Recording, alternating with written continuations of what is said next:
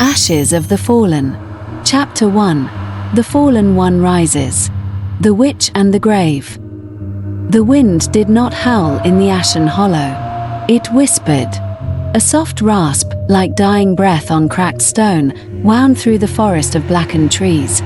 Their bark long since turned to charcoal, their leaves reduced to grey flakes that drifted in the air like falling embers. No birds sang. No beasts moved. Only the air and its whispers remained, as though the hollow itself waited for something. Or someone.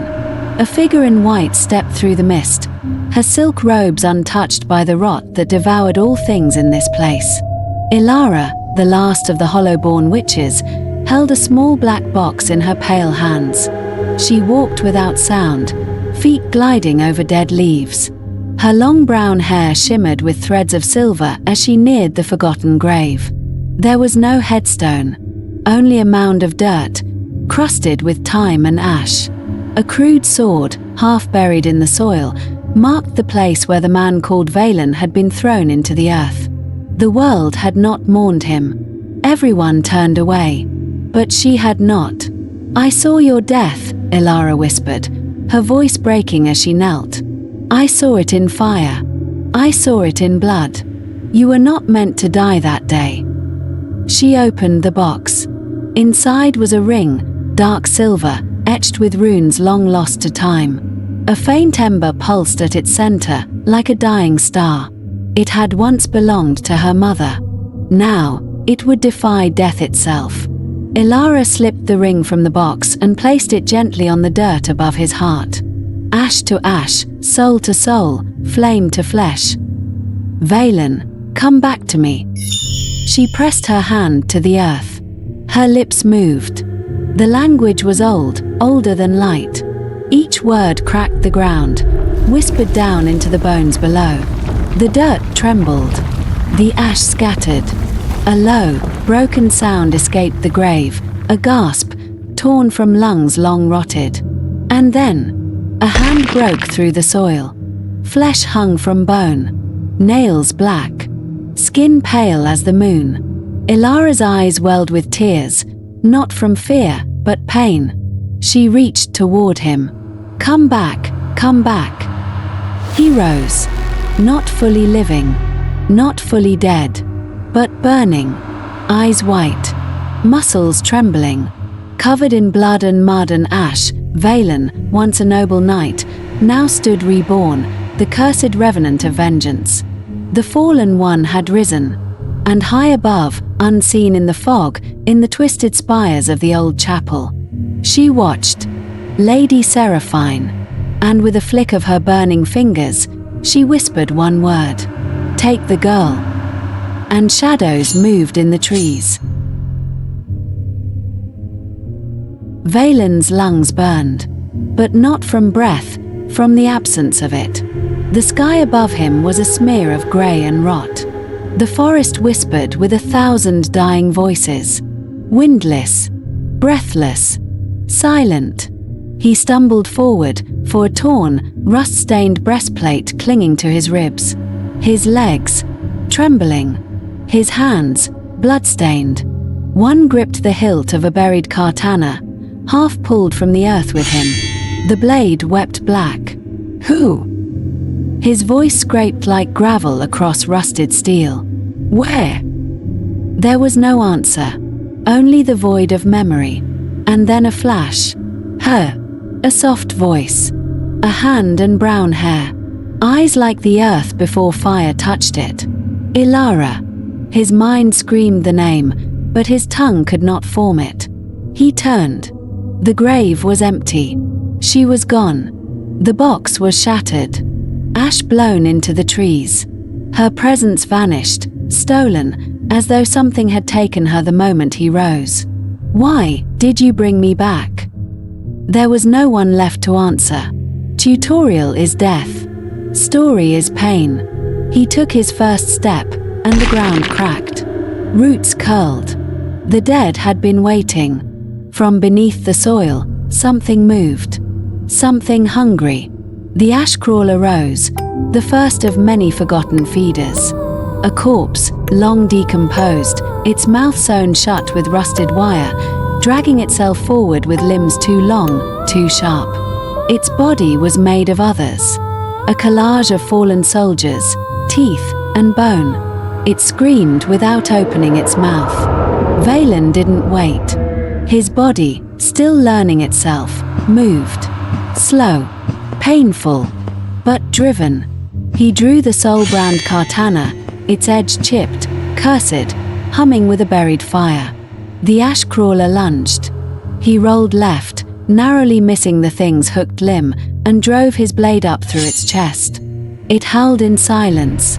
The katana hissed. Black blood sprayed his face. Thud. The creature twitched once, then stilled. He stood over the corpse, breathless, exhausted, shaking, but alive. No, not alive. Awake. He wondered. The hollow stretched on like a dream of death. Trees leaned in like watching. Black crows perched with broken wings. Then, movement. In the mist ahead, near a broken chapel wall, he saw it. A piece of white silk caught on a tree limb, and a single footprint, too small to be his. Ilara. His chest burned. His grip tightened on the katana. She saved him. She brought him back. And something took her. He would find her. He would carve the world open to do so. The town of Glamereach. The path wound like a scar through the ashen hollow. Trees bowed overhead like mourners. Ruined statues marked the way. Once noble kings, now headless, moss-eaten, and cracked from time and war. Valen moved slowly. His katana pulsed with cursed heat. His breath formed no steam. The ash never stopped falling. Each step was heavier than the last, as though the earth itself tried to pull him back down into his grave. But he kept walking. He followed the silk. Glamereach appeared not as a town, but as a wound. Shattered rooftops. Doors hanging on rusted hinges. Windows like gaping mouths. The streets were layered in soot and bones, half buried. Burnt-out lanterns lined the road like grave markers. Once, life thrived here. Now only silence remained. And yet, someone was singing. A faint, cracked voice drifted from the center of town, just beneath the sound of burning wind. Valen followed it to a ruined chapel at the town's heart. Vines crawled over its walls like veins. The spire had collapsed, and tombstones stood upright around it like soldiers waiting to be buried. Inside, she sat alone, old, thin, blindfolded with black silk. Her hair was white, but her mouth still moved, lips singing a melody older than kingdoms. Mother Ynys, the last prophet of the flame. Valen stepped into the chapel's dark and the singing stopped. I felt your return, Revenant. You walk the line between rot and wrath. His grip on the katana tightened. You know me. She nodded, though she could not see. Not your face, but your curse. The girl pulled you back, but the flame took her. She is gone to the first tower. To the Lady of Silence. Where? North, through the forest of hollow echoes. You'll need more than steel to survive that place. Valen stepped forward. Tell me. She reached behind her seat and revealed something wrapped in rotted cloth. Armor. Not full. Just a piece. A shoulder guard, burned, but still etched with the insignia of a forgotten Knight Order, the Pale Flame. Take it. It remembers blood. Like you. He took it. First armor gained. The burnt shoulder of the Pale Flame grants resistance to fire-based attacks. She waits for you, the seer whispered. But not in chains. In silence. And the one who took her. She burns without fire. She speaks without sound. And she will see your soul before she sees your blade. Outside, the town shifted. Something moved in the smoke. A ringing sound, sharp, repeating, like metal on stone. Valen turned. A shadow at the edge of the path. A tall figure, headless, wrapped in chains, dragging a massive flanged mace. Accursed. The bell-ringer of Seraphine's order. The silent night. The chains of silence. The bell rang once. not from a tower, but from the chain-wrapped mace dragging behind the figure in ash. The silent knight stood tall, armored in scorched silver, no head upon its shoulders. Its chest plate bore the melted sigil of Lady Seraphine, the flame-shaped tongue of silence. Its very presence warped the air around it. Valen stared at the thing, black eyes locked. One arm burned with cold. The other gripped his katana, still dripping rot. "You took her," he growled. The creature made no sound. No breath. No voice. Only motion. It lunged, faster than expected. Chains flailing, mace raised. The ground cracked beneath its steps. Ash exploded around it. Valen rolled aside, shoulder slamming into stone. Sparks flew as the mace hit where he stood. A crater formed. Stone melted. This was no mindless hollow. This was a message. A test. Valen struck, blade dragging across the knight's ribs. Metal screamed. Sparks flew. No blood. Only steam. The knight retaliated, chains whipping outward. One wrapped around Valen's ankle. It pulled hard and slammed him into a broken wall. His vision blurred. Bones screamed. "I can't fight like this." He tore the wrapping from his shoulder and strapped on the burnt shoulder of the pale flame. Heat rippled off him. A ward of fire now protected his upper torso. The chains came again, and this time melted as they struck him. The knight reeled. First reaction. Valen charged. Clash. Parry. Slice. Dodge. Ash swirled like a storm. The fight blurred into fire and steel. And then, the opening. A gap in the armor. Just beneath the chest. He drove the Soulbrand katana in deep. The cursed blade screamed as it pierced blackened steel. A burst of spectral fire exploded from the wound. The knight fell to its knees, then collapsed, its armor folding in on itself like a shell without a soul. The chains uncoiled and twitched once, then stilled. Valen stood over the corpse, breathing, broken, burning. A weapon remained in the ash. Chains of the bound flame. He picked them up, still warm, still hungry. New artifact unlocked. Chains of the bound flame. Can be used to pull smaller enemies or bind certain bosses. Can ignite when charged, causing fire damage over time. Once belonged to Seraphine's first knight. Weighs heavily on the soul. He turned to the north. The road to the forest of hollow echoes waited, where shadows whispered and no man returned with his name intact. At the edge of the ruined street, the fog parted slightly, revealing a burnt statue of a woman holding flame in both hands. No face, only flame. "I'm coming for her," Valen whispered. And the ash rose again. Forest of hollow echoes. The path from Glamereach ended in roots and bone. Trees clawed at the sky like blackened fingers. Their bark was smooth, too smooth, like skin pulled taut over something hollow. The leaves above were silent, and the forest floor was buried in thick ash that muffled every step. This was the forest of hollow echoes. Once a place of mourning, now a graveyard for the soul. Valen moved without a sound. Every tree whispered, but not in words, in memories. "I remember you. You let me die. Help me." The voices weren't his, but they knew him. He gritted his teeth and pressed forward. Each step grew heavier, not with weight, but with sorrow. He passed a tree with dozens of hands nailed to it. They twitched when he neared. "Ilara," he muttered under breath. He didn't know why he said it. The forest knew. It was clawing at her name, trying to take it from him. Then the fog shifted. A flicker of white ahead, a figure. Small. Female. Standing in the mist. "Ilara." He moved forward, fast, reckless, until he could see her clearly. But it wasn't her.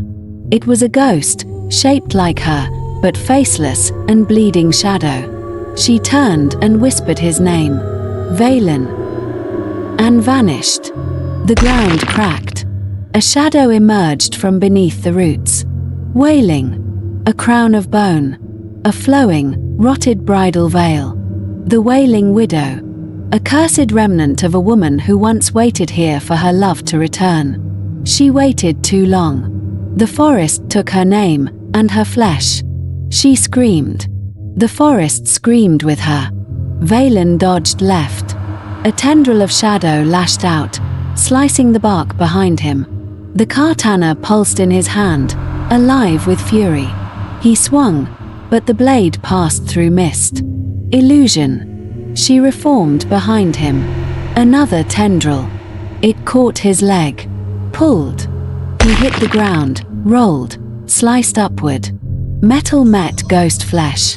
It burned. She shrieked, voice splitting the trees. He never came back. I came back, Valen snarled, driving the blade through her chest. Her form shattered into smoke, and left behind a single silver tear on the roots. Artifact gained. Memory tear of the widow. Passive. Grants resistance to illusions and memory-altering effects. Active.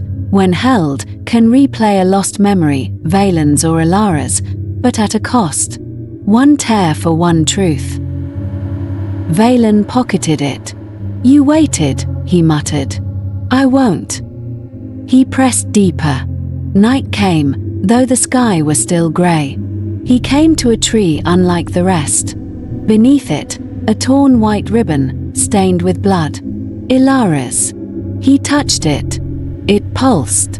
And he saw a vision, not a dream, a flicker of her, locked in crystal, crying inside a burning cathedral.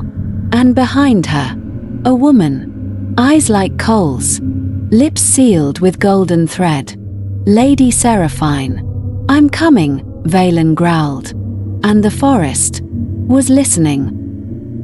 The road to the first flame. The forest ended suddenly, as though the trees feared what lay beyond. Valen stepped into a clearing of bone-white stone, a cracked path rising from the earth like the spine of some long-dead god. Moss and cinders choked the edges, and skeletal torches flickered with blue flame, untouched by wind. This was the Pilgrim's Road. Once, it led the faithful toward the light of redemption. Now, it led to one thing only: the chapel of the first flame. A dark silhouette on the horizon, massive, broken, crowned in spires that bled smoke into the sky.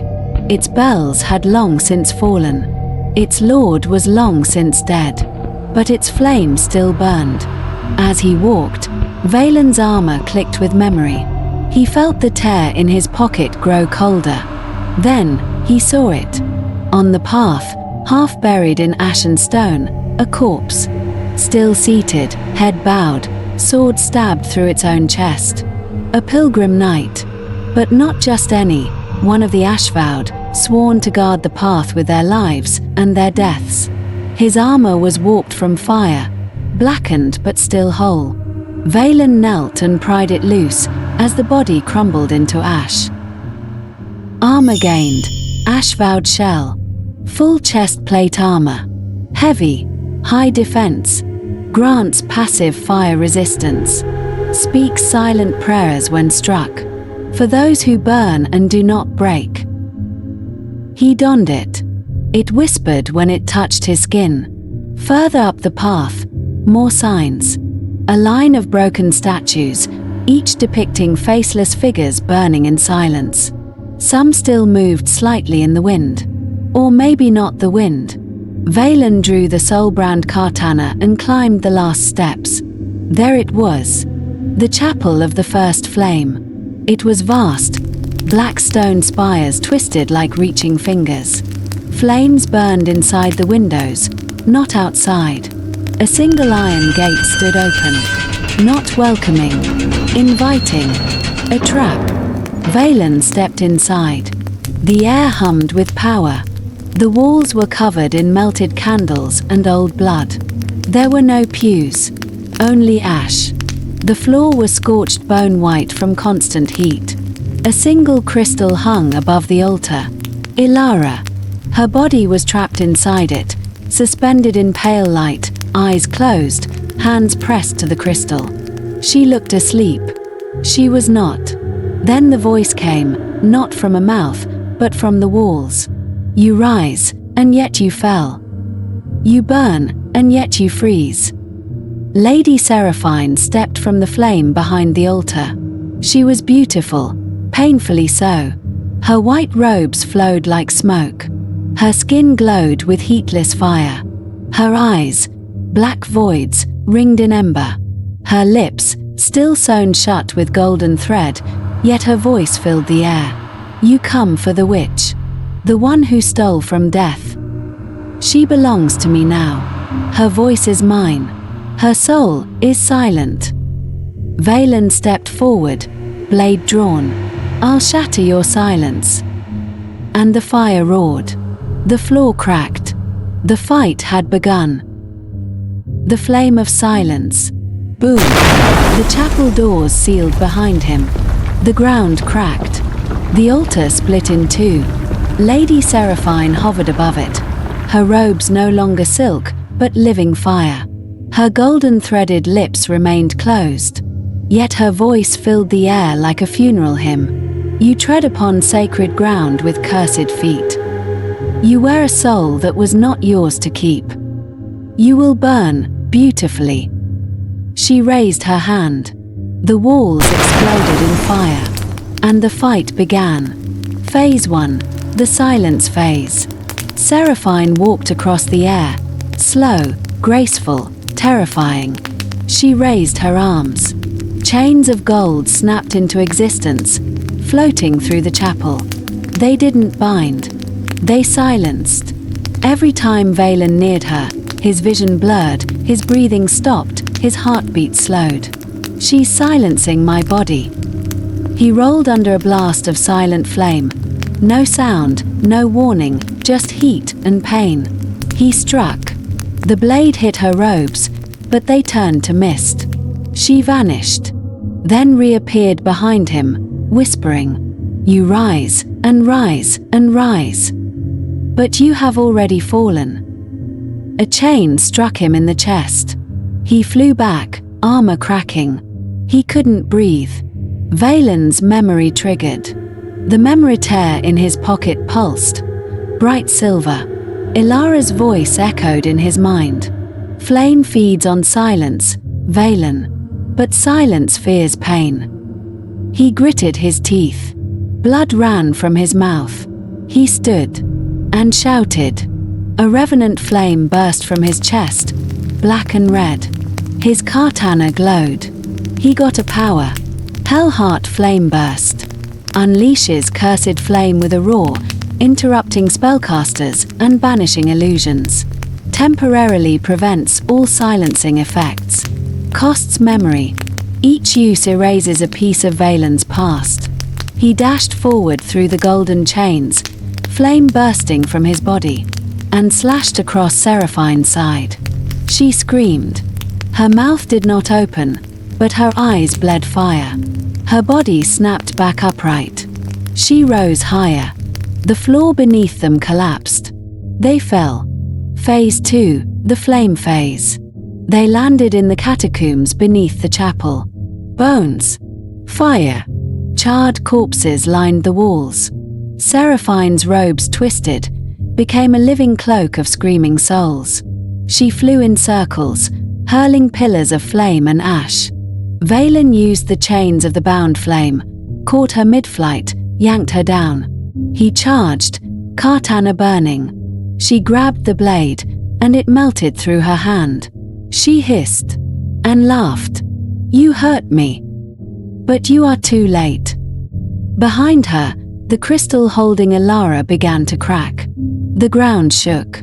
Seraphine threw back her head, her lips ripped open, blood spraying as the golden thread snapped apart.